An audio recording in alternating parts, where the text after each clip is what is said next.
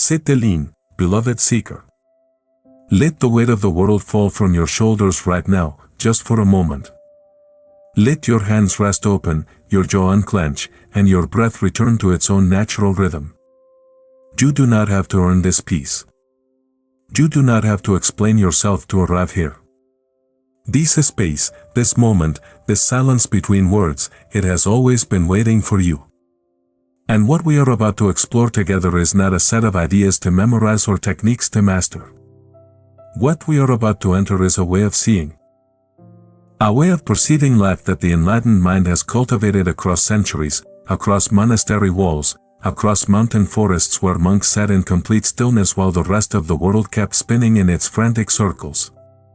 To continue healing your body and soul through these ancient teachings, I invite you to join our path by subscribing to this sanctuary, where every week we walk deeper into the wisdom that frees us from suffering and restores us to our most essential nature. Now, imagine for a moment that you could put on a different pair of eyes. Not new information. Not better theories or smarter opinions. Just a different quality of perception. The enlightened mind is not a superhuman mind. It is not a mind that has escaped difficulty or transcended feeling. It is a mind that sees clearly. And in seeing clearly, it is no longer trapped. The Thai forest master Ajahn Chah once said that most human beings live inside a glass bottle, looking out at life through thick, distorted glass, convinced that what they see is reality itself. The practice of awakening, he taught, is simply the gradual, patient shattering of that bottle. Not the destruction of the world, but the removal of the distortion. So what does the world look like through clear eyes, truly? What does the enlightened mind actually see that the ordinary, conditioned mind cannot? The first thing an enlightened mind sees is the radical aliveness of impermanence. Not as a cold philosophical fact. Not as something to be accepted with grim resignation. But as a living, breathing, luminous truth that makes every single moment shimmer with significance. You have heard the word impermanence before. Anicca. The Pali word the Buddha used to describe the nature of all conditioned things. But hearing the word is nothing like perceiving the reality. The unawakened mind hears impermanence and thinks, Jis, everything passes, how sad. And then immediately begins clinging even harder to what it loves, bracing even more tightly against what it fears. The enlightened mind perceives impermanence not as a loss, but as the very pulse of existence. There is a story from a monastery deep in the hills of northern Thailand, where a very old monk kept a single candle burning on his windowsill every night. A young student asked him once, "Teacher, are you not afraid that the wind will blow it out?" The old monk smiled and said, "The wind and the flame are old friends. They have been dancing together since before you were born." The young man did not understand. But years later, sitting beside the deathbed of someone he loved, he finally did. The flame does not fight the wind. And the enlightened mind does not fight the flowing. Right now, bring your awareness to your own breath. Notice that you cannot hold it. The exhale always comes. And notice too that a new inhale always follows. This is not tragedy. This is the nature of living things. Impermanence breathed rightly becomes intimacy with life itself. The second thing the enlightened mind sees is that suffering is not personal. This is perhaps the most radical perceptual shift of all. When most of us suffer, we take it as evidence of something deeply wrong with us specifically. The mind says, "Why is this happening to me? What did I do wrong? Why can I not be like everyone else?" And this narration, this relentless personalizing of pain, doubles the original suffering. It wraps the wound in a story that makes it ache far longer than the initial hurt. The enlightened mind sees suffering differently. It sees dukkha, the Buddha's word for this pervasive unsatisfactoriness, as a universal human condition, not a personal punishment. It sees the weeping mother and the grieving father and the lonely teenager scrolling through images at midnight and recognizes the same root ache running through all of them. Not because it is cold or detached, but because it is so profoundly connected that it sees the shared humanity in every form of pain. When Han Moon, one of the greatest forest masters of the 20th century, was dying, his students gathered around him weeping. He looked at each of their faces with such tenderness and said, "The pain in this body is not mine alone. It belongs to all bodies. It belongs to all of you."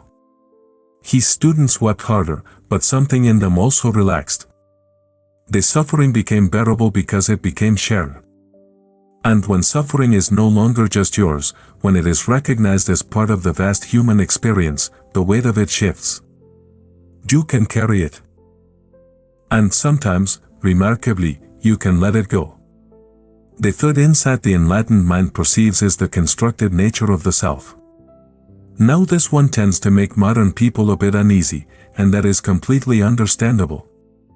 Because we live in a culture that has spent centuries reinforcing the idea of a separate, solid, permanent self, a self that must be built, defended, curated, and protected at all costs. But the Buddha pointed at something radical and practical and deeply liberating when he taught anatta, or non-self. It was not saying that you do not exist. It was not saying that your experience is unreal. It was pointing at the fact that what we call the self is more like a river than a stone. It is always moving, always shaped by what flows into it, always changing form depending on the terrain it crosses. A monk in Japan once drew a circle in the sand and said to his student, "Where does it begin?" The student looked for a long time and then said, "I cannot find a beginning." The monk nodded and said, "Exactly so with the self." When the enlightened mind looks inward, it does not find a fixed, permanent entity looking back. It finds awareness. Open, clear, ungraspable awareness. And in that recognition, there is an enormous freedom. Because if there is no solid self to protect, there is no castle to defend. The suffering that comes from ego battles, from wounded pride, from the desperate need to be right or to be seen as special, all of that begins to dissolve. Not because you become nothing, but because you become spacious. The fourth perception of the enlightened mind is the interconnectedness of all things. Not as a beautiful metaphor for a greeting card, but as a direct, lived, almost visceral recognition.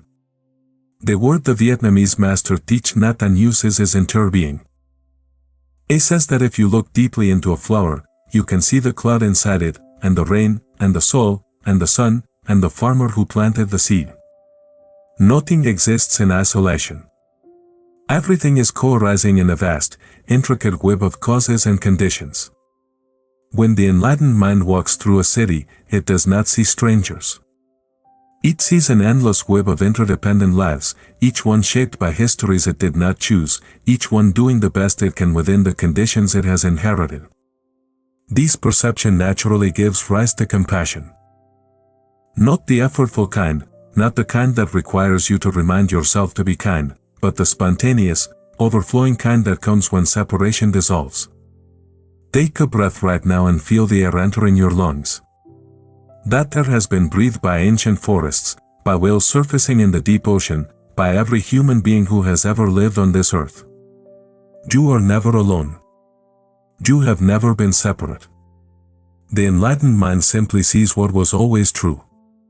The fifth thing the enlightened mind sees is the present moment as the only real address. The suffering mind lives in a neighborhood it calls the past or the future. It revisits old conversations, rehearsing what it should have said. It runs through catastrophic scenarios that have not happened and may never happen. It drags yesterday's regrets into today and carries tomorrow's anxieties to bed. The enlightened mind has found its home in the present. This does not mean it is incapable of memory or planning. It means that when it engages with the past or future, it does so from a grounded present awareness rather than being swept away into those mental realms. There is a practice described in the Satipatthana Sutta, one of the oldest meditation texts, where the practitioner is instructed simply to know, when walking, I am walking. When sitting, I am sitting. When breathing, I am breathing. It sounds almost absurdly simple. And yet for most of us, it is profoundly rare. Right now, can you feel the weight of your body exactly where you are? Can you feel the temperature of the air against your skin? This is not a small thing. This is the doorway that the enlightened mind lives in, permanently. And every time you step into it, even for a single breath, you are touching what the ancient teachers called awakening. The sixth insight is the freedom found in non-attachment. And here we must be careful, because non-attachment is one of the most misunderstood concepts in all of Buddhist teaching. It does not mean indifference. It does not mean you stop loving people or stop caring about outcomes. A monk once told his student who had just lost his beloved teacher, non-attachment does not mean you do not weep. It means your tears do not become prison bars. The enlightened mind loves deeply, perhaps more deeply than the clinging mind, precisely because it is not grasping. When you hold water in an open palm, you can feel it fully. When you close your fist around it, it vanishes. Non-attachment is the open palm. It is the capacity to love, to engage, to pour yourself fully into this life without building an identity around any particular outcome. The suffering that comes from clinging is not a sign that you love too much. It is a sign that you have confused love with ownership, with permanence, with control. The enlightened mind sees love as a verb, as an ongoing act of presence, not as a noun, not as a possession to be secured. The seventh perception is perhaps the most counterintuitive for those of us raised in achievement-oriented cultures. The enlightened mind perceives the extraordinary within the ordinary. It has ceased to be bored by the everyday. A Zen master named Cao Shou was once asked by a student, "What is the Buddha?" And the master replied, "Have you eaten your morning rice?" The student said yes. The master said, "Then go wash your bowl." The student was bewildered. Was this an evasion? Was the master avoiding the question? But those who have sat with that exchange long enough begin to understand. The sacred is not hidden behind the ordinary. The sacred is the ordinary, seen without the fog of habitual perception. When you eat a meal with full attention, you are performing a holy act. When you wash your hands slowly, feeling the warmth of the water, you are in a form of prayer. The enlightened mind has not found some elevated spiritual realm beyond this world. It has fallen so completely into this world that every moment becomes luminous. Notice right now, the sound of your own breathing. The way your chest rises and falls without your permission. There is something miraculous happening in the most ordinary corner of your life. The eighth insight the enlightened mind carries is the recognition that awareness itself is already free. This is the teaching that lies at the very heart of many of the deepest Buddhist traditions, particularly in Tibetan Dzogchen and Zen. The thoughts come and go. The emotions rise and fall. The body moves through pleasure and pain. But the awareness that notices all of this, that clear, open, witnessing quality of mind, has never been touched by any of it. It is like the sky that holds the clouds without being stained by them. The storm passes. The sky remains. When the enlightened mind looks at a moment of fear or grief or confusion, it can simultaneously be in that experience and be the open awareness that holds it. This is not dissociation. This is not spiritual bypassing. This is the capacity to be fully human and fully spacious at the same time. And it is available to you right now, in this very breath. You are not just the contents of your experience. You are also the container. You are the knowing that knows. And that knowing has never suffered, has never been broken, has never been lost. The ninth and final perception of the enlightened mind is perhaps the most beautiful of all. It is the recognition that love, true love, boundless compassion, metta as the Pali tradition calls it, is not something you must generate or earn or practice your way into. It is the natural radiance of a mind that has become clear. When a lake becomes still, it reflects the sky perfectly, not because it is trying to, but because stillness is its nature. When the mind settles, when the endless turbulence of reactivity and craving and aversion begins to quiet, what remains is not emptiness in the cold sense. What remains is warmth. A vast, aching tenderness toward all beings, toward yourself, toward the stranger on the train who is clearly carrying something heavy, toward the child in you who learned very early that the world was not always safe. The enlightened masters did not love more because they tried harder.